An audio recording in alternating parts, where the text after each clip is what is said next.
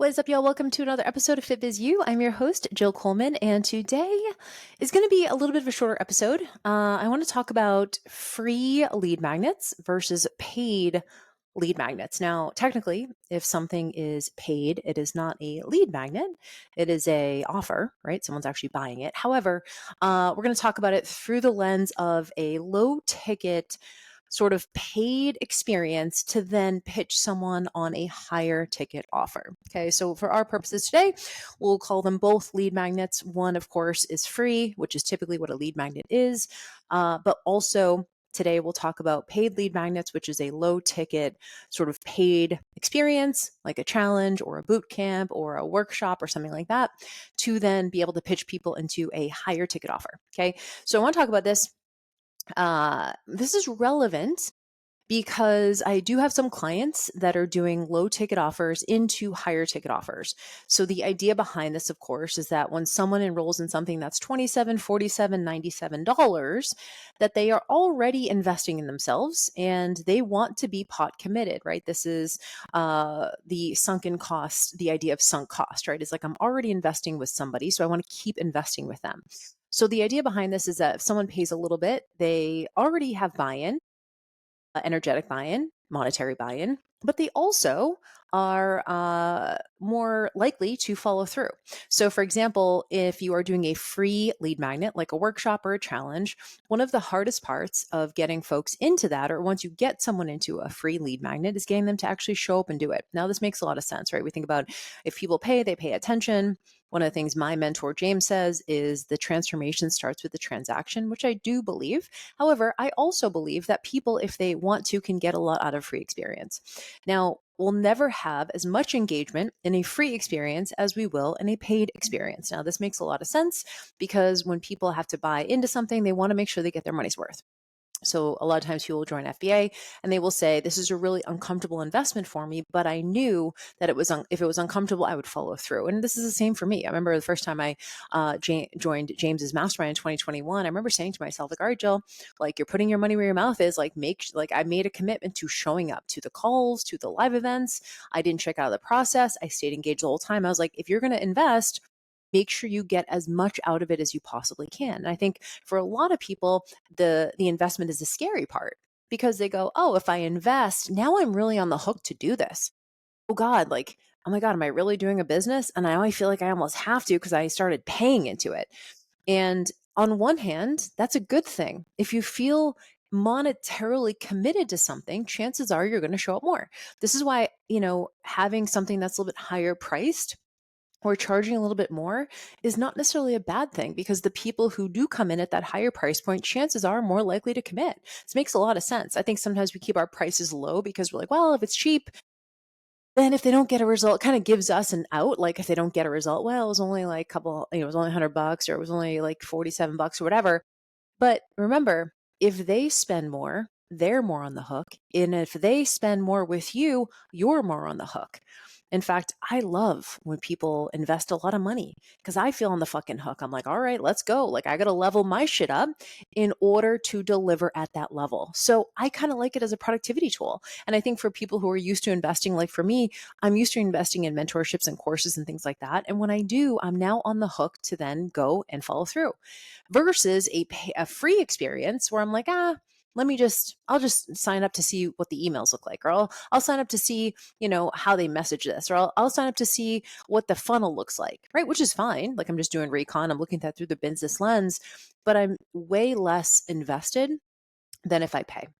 And so it's the same for our potential clients. So let's talk about this. If you are launching, this would be a launch mechanism. A launch mechanism is a workshop, or it is a challenge, or it's a 2-part training or 3-part training or e-course or whatever, right? A boot camp, whatever it is. There needs to be some kind of experience with you for them to see, number one, what it's like to work with you, but also to get some like low stakes wins, right? Low risk wins. We want people to start moving in that direction, start building momentum, start seeing themselves progressing. So then we can put something a little bit higher ticket in front of them, whether it's a free experience into a paid experience or a paid experience into another paid experience. But so you think to yourself, well, this makes a lot of sense. If people do something for free, then they probably don't value it as much. So they don't really show up to it. Maybe it's a workshop. They're like, oh, I'll get the replay. We know how that ends. Most people don't watch the replay.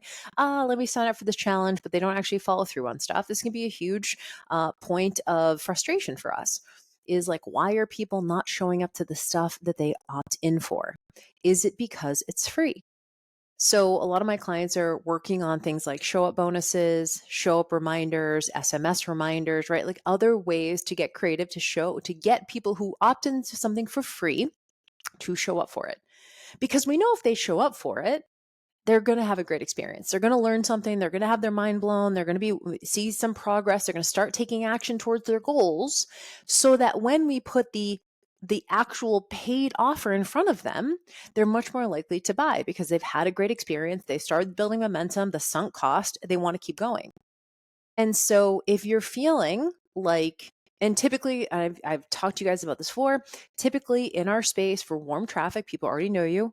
We usually convert free to paid 5 to 10%. So if you do a free lead magnet and you have 100 leads, you're probably going to make 5 to 10 sales off those 100 leads. Okay, so that's the 5 to 10% conversion. Now, it does go down if you start using ads, right? If you start using paid traffic, obviously these people coming in are more cold. They don't know you, don't have a relationship with you, don't necessarily trust you quite yet. And so typically you'll see the conversion percentage go down. Maybe it dips below 5%, but now you have more leads. So maybe you make more money. So for us, for FBA, our conversion percentage is below 5%.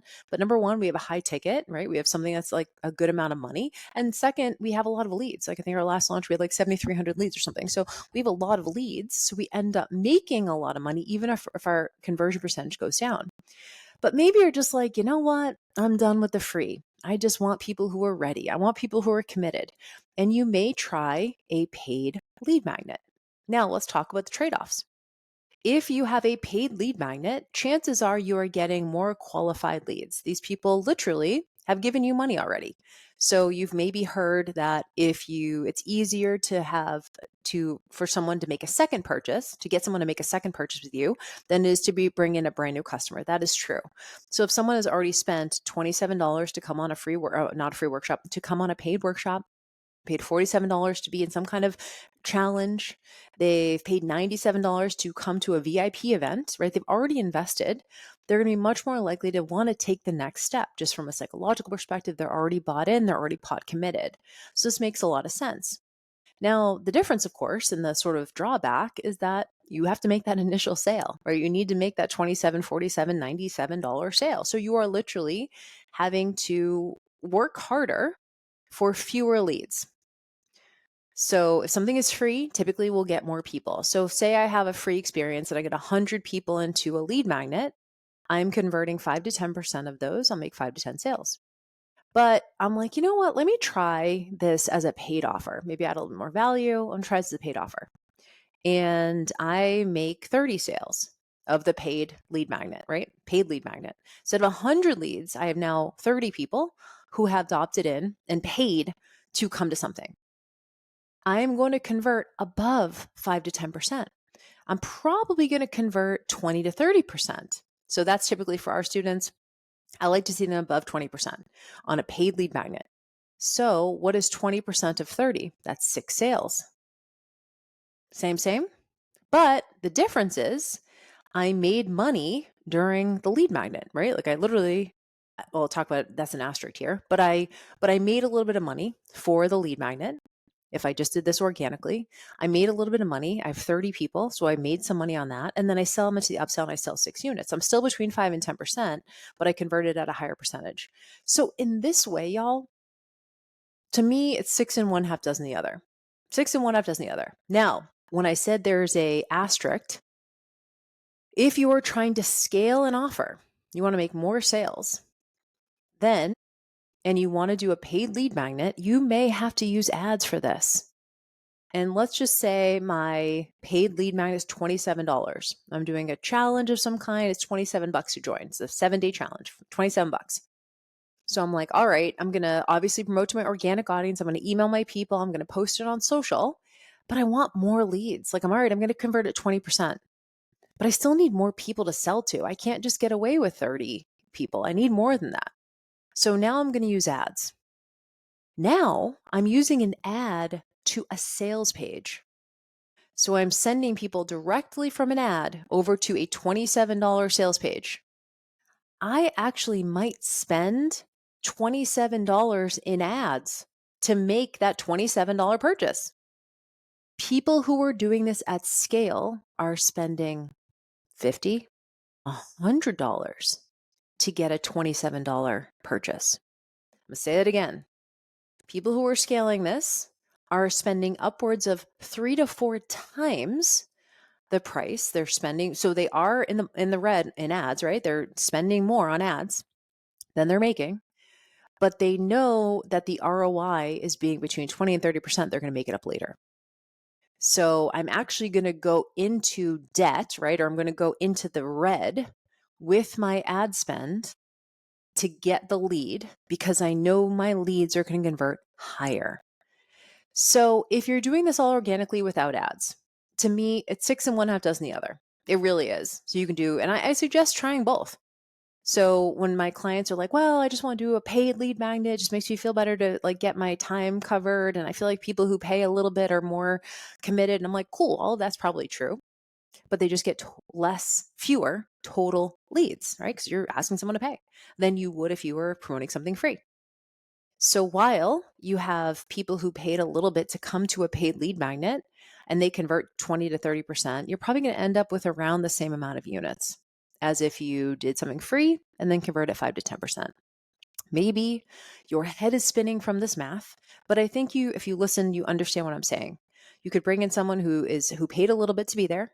They're probably going to be a more qualified lead, which means they're more likely to buy the higher ticket offer, but you have fewer total leads than if you do something free. You have more leads, but you can convert lower. So again, six and one half dozen the other.